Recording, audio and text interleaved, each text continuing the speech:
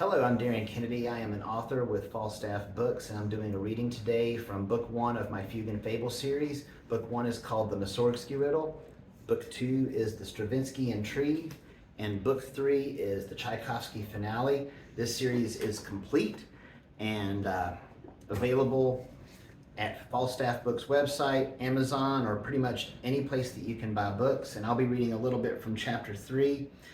This story is about a 13-year-old boy who has gone lost inside of his own mind, and my main character is Mira, who is a psychic who has to go into Anthony's mind and bring him out alive.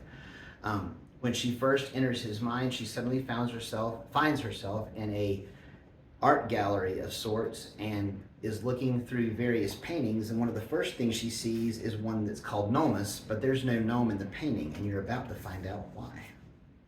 I whirl about and find I'm not alone. A misshapen man no more than 2 feet tall peers at me from the arched doorway. His skin appears brown, though it's unclear if from dirt, pigment, or both. On his head rests a forked cone of animal hide with bells at either end.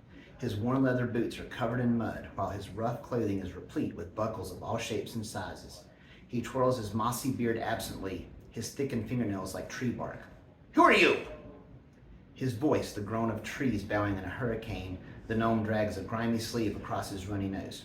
"What are you doing here?" "I'm not sure." I shift my body, ensuring the dagger remains hidden from view, and offer him a pleasant smile. The gesture isn't reciprocated. "You don't belong here. I know the exhibition inside and out. You aren't part of it." "I'm a visitor." "We don't get visitors here." I beg to differ.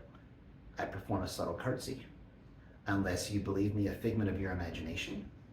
The gnome snorts. "All right, we have a visitor. What is it you want?" "You're from the painting, aren't you? The one down the hall." A quizzical look crosses his face. "Why do you ask such things?" It is my nature to ask such questions. I search for any way to connect with this strange creature, and then, in a flash, it comes to me. "I am called Scheherazade." The gnome stares at me in awe. "The Scheherazade?" I work to keep any hint of confusion from my features. "The same." He scratches the side of his head. Dried bits of mud fall from his scalp to the hardwood floor. A scalp that is a grain, not unlike the wood that frames his picture. "Tunny." "Pardon?" "My name. Tunny." "You're from the painting. The sign said Nomus." He squints at me. His nose crinkles as if he smells something foul. "Perhaps." "What are you doing out here then among the exhibition, I believe you called it?" "We are the exhibition, and don't you forget it." He huffs and shoots up the hallway toward his alcove. "You're the intruder here."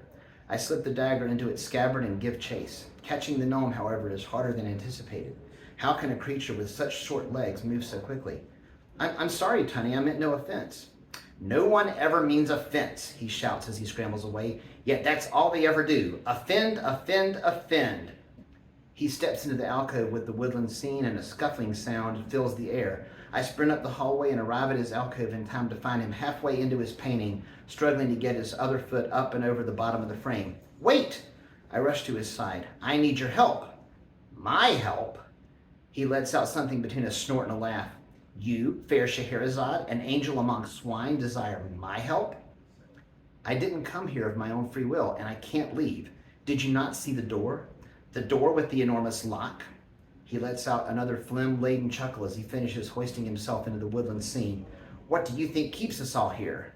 "You can't leave?" "Of course not. We are the exhibition." He snorts. "And people say gnomes are thick." I try a different tack. "What if others wanted to visit the exhibition? You know, see the art. Why would you put all of this behind a locked door?" "You would have to ask her." Jackpot. "And who might that be, Tunny?" "Silence, gnome." The voice from before echoes through the space from nowhere in particular. Its grating tone sends my skin crawling. "You have already said far too much." The exasperation on Tunny's face evaporates, replaced by wide-eyed terror. My apologies, mistress." "Be warned. Speak out of turn again, and you will face the consequences." The voice grows quiet. "And as for you, weaver of tales, I know who you are and what you have come to do." "Who are you?" I shout. "What have you done to Anthony?" "Ah, fair Scheherazade, I recommend you silence your questions and leave now, lest you become another of our fine exhibits." "You really should listen to her." Tunny trembles within his mahogany frame. "She rarely speaks in jest." I'll leave as soon as she shows me the way, though I'm not sure why I should fear anyone who won't show their face. A screeching cackle fills the room. You don't want to see my face, Scheherazade. The sound of tumblers falling into place echoes from the main hall. I crane my head out of Tunny's alcove and catch my breath as the lock holding closed the massive oak doors falls to the floor with a thunderous crash. The door to the left creaks open, and before I can so much as summon a thought, the hallway fills with a forceful wind. Fare thee well, Scheherazade, comes the strange voice as the gale rips at my hair and sarong. Do not return here, or you may encounter more than barred doors and whipping winds. I'm truly sorry about this. Offering an apologetic shrug, Tunny goes still in the foreground of the beautiful landscape, his wooden form effectively invisible against the forest backdrop. The blasting wind steals my answer even as it flings me up the hall. I fly at the doorway like a piece of straw in a cyclone. The massive oak doors open just wide enough for me to fly through and into the kaleidoscope of light and sound. The last thing I see before I lose consciousness is the enormous door, surrounded in a nimbus of light, slamming shut behind me.